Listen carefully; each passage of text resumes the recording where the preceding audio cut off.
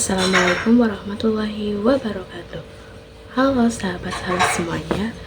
Di sini aku akan menjelaskan tentang perbedaan antara ilmu hadis riwayah dan ilmu hadis diroyah. Sebelum masuk ke pembahasan, aku akan menjelaskan tentang apa itu ilmu hadis.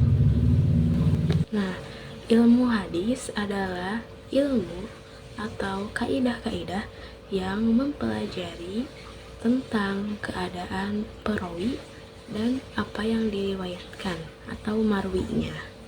Nah, perawi adalah orang yang menerima, meriwayatkan, serta menyampaikan hadis.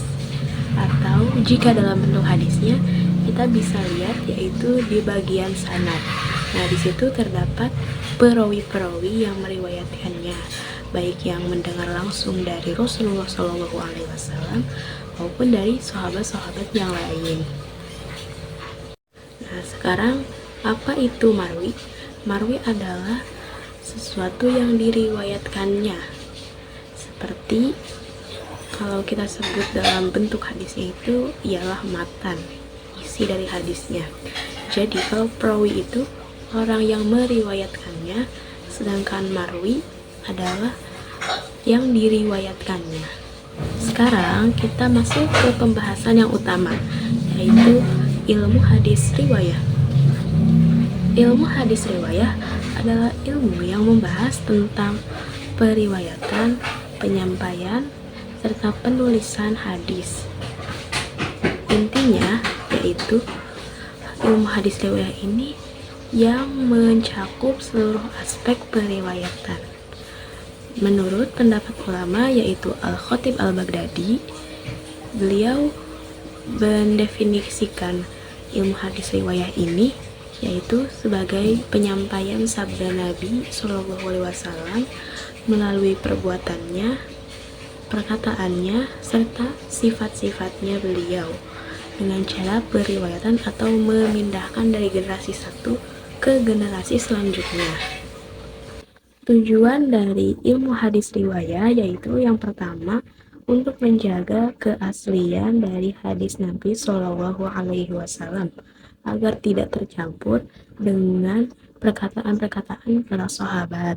Nah, yang kedua yaitu agar bisa diwariskan ke generasi-generasi selanjutnya seperti kita sekarang, karena dalam ilmu hadis riwayah itu mencakup penulisannya juga.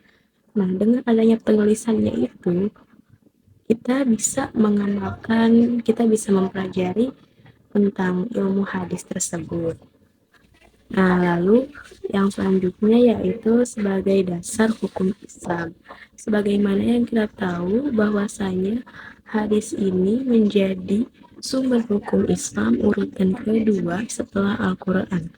Karena yang pertama ia langsung dari perkataan Nabi SAW atau dari perbuatan-perbuatannya, dan juga hadis ini tuh bisa memperkuat ayat-ayat yang ada pada Al-Quran dan juga bisa menjelaskan ayat-ayat Al-Quran yang masih global ataupun yang belum jelas ketentuannya.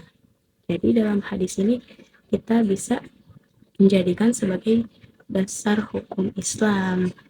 Nah, untuk ruang lingkup dari ilmu hadis riwayah ini, ia tidak jauh dari penyampaian hadis, penulisan hadis, periwayatan hadis, penyampaian hadis, serta menjaga kemurniannya. Nah, kalau untuk objek kajian dari ilmu hadis riwayah ini yaitu langsung dari Nabi Muhammad SAW sendiri. Karena kan ilmu hadis riwayah ini itu periwayatan yang dimana sumbernya ini harus dari Rasulullahnya langsung.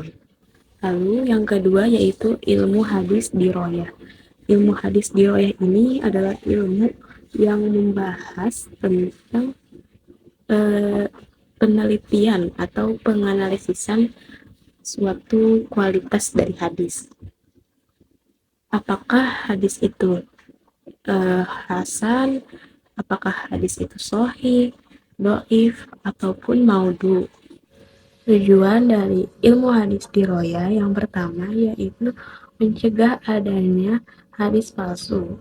Lalu yang kedua yaitu membantu dalam menetapkan hukum dalam kedudukan hadis. Apakah hadis itu sahih, hasan, dhaif, ataupun maudhu. Nah, yang ketiga itu membantu dalam menerapkan ajaran-ajaran Rasulullah Shallallahu Alaihi Wasallam. Nah, untuk objek kajian dan ruang lingkupnya sendiri itu tidak jauh beda ya, yaitu ada syarat-syarat perawinya, terus ada juga sanadnya, apakah sanadnya ini terputus atau tidak, lalu isi matannya, apakah isi matannya ini sesuai dengan Al-Quran atau tidak, sesuai dengan akal pikiran atau tidak, dan menyimpang atau tidak. Nah, lalu yang ketiga yaitu metode periwayatannya. Apakah metode periwayatannya ini sudah valid ataupun belum?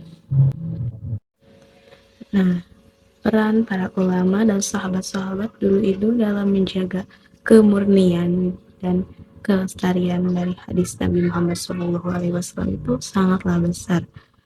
Contohnya pada masa sahabat, yaitu Sayyidina Umar bin Khattab. Jadi pada suatu hari Abu Musa al-Asy'ari datang ke rumah Sayyidina Umar. Lalu ia mengetuk pintunya sebanyak 3 kali, namun tak kunjung dibuka oleh Sayyidina Umar. Oleh karena itu, dia kembalilah ke rumahnya. Nah, keesokan harinya Sayyidina Umar pun bertanya kepada Abu Musa al-Asy'ari.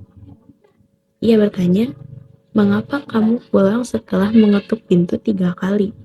Lalu Abu Musa al-Asy'ari pun menjawab, "Aku mendengar bahwa Rasulullah Shallallahu Alaihi Wasallam bersabda, apabila seseorang meminta izin sebanyak 3 kali dan tidak diizinkan, maka pulanglah ke rumah."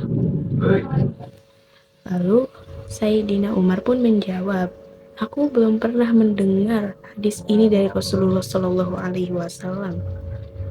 Berikan padaku saksi yang membenarkan tentang ucapanmu itu." Setelah itu, Abu Musa al-Asy'ari pun kembali pulang dan menceritakan kepada sahabat-sahabat yang lain. Dan setelah itu, Abu Musa al-Asy'ari pun bersama sahabat-sahabatnya yang lain, salah satunya ada Ubay bin Ka'ab, kembali datang ke rumahnya Sayyidina Umar bin Khattab untuk menjadi saksi atas ucapan dari Abu Musa al-Asy'ari. Nah, dari kisah yang tadi diceritakan, kita bisa ambil bahwasannya kita jangan gegabah dalam menetapkan sesuatu. Kita harus diteliti dulu apakah hadis itu benar dari Rasulullah SAW atau tidak.